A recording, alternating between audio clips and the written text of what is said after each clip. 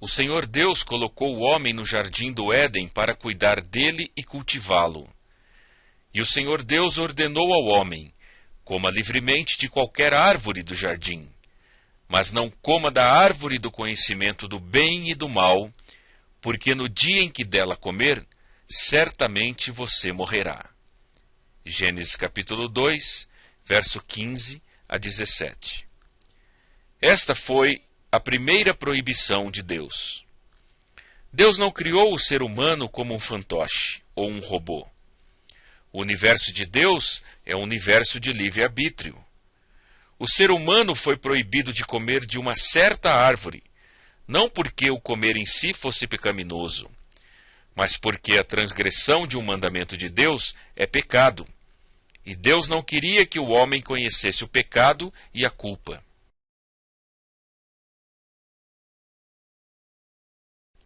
Eis a primeira tentação. Disse a serpente à mulher: certamente não morrerão. Deus sabe que no dia em que dele comerem, seus olhos se abrirão, e vocês, como Deus, serão conhecedores do bem e do mal. Gênesis capítulo 3, versos 4 e 5. O homem não é um robô. Temos o direito de escolher entre o bem e o mal. A tentação em si não é um pecado, mas sim uma apresentação que nos faz escolher entre o que Deus diz e o que o tentador diz. O tentador fala nessa cena pela boca de uma serpente.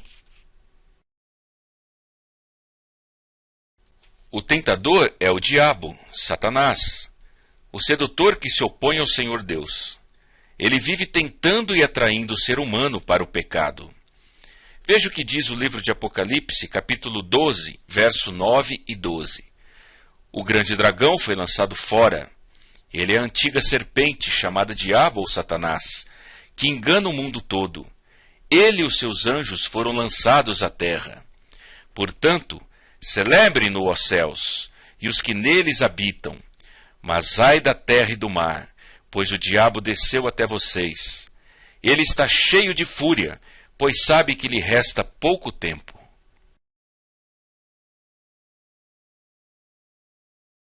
Mas você pode estar se perguntando: quem criou Satanás? E de onde ele veio?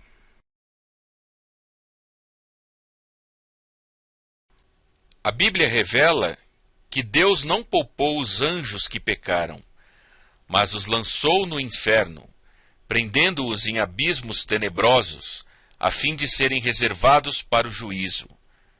É o que nos diz o apóstolo Pedro na sua segunda epístola, no capítulo 2 e verso 4. Também Judas, no versículo 6, diz: e quanto aos anjos que não conservaram suas posições de autoridade, mas abandonaram sua própria morada, ele os tem guardado em trevas, presos com correntes eternas para o juízo do grande dia. Jesus certa vez disse: vocês pertencem ao pai de vocês, o diabo, e querem realizar o desejo dele. Ele foi homicida desde o princípio, e não se apegou à verdade, pois não há verdade nele. Quando mente, fala a sua própria língua, pois é mentiroso e pai da mentira. Evangelho de João, capítulo 8, e verso 44. Destes versículos, concluímos que o diabo era um anjo que não guardou o seu estado original, pois pelo orgulho tornou-se homicida e mentiroso. Deus fez um anjo, mas este anjo rebelou-se contra Deus, por sua própria escolha. Vivendo com outros anjos caídos, o diabo tenta seduzir o ser humano. Adão e Eva ouviram a primeira proibição, a primeira tentação, mas logo veio a primeira transgressão. A primeira transgressão constituiu o pecado de Adão e Eva. Eles desobedeceram ao mandamento de Deus.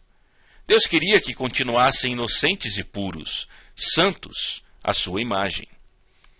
Veja o que diz no livro de Gênesis, capítulo 3, e verso 6. Quando a mulher viu que a árvore parecia agradável ao paladar, era atraente aos olhos, e além disso desejável para dela se obter discernimento, tomou do seu fruto, comeu-o e deu a seu marido, que comeu também. Por que Adão e Eva pecaram?